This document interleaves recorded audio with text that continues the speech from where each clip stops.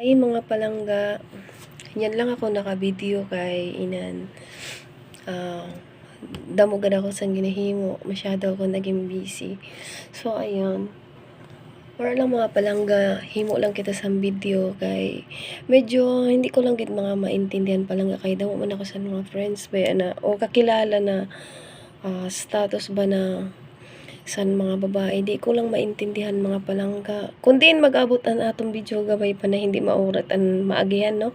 Sinan atong video.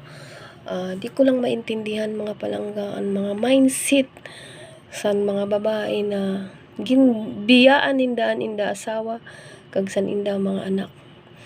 Pero nagbalyo sinda san another na lalaki kag nagkaanak otro. Kag ang ginaasikaso ninda niyan an inda anak na ba ni bag-o kag an inda dati na anak gimpabayaan na lang.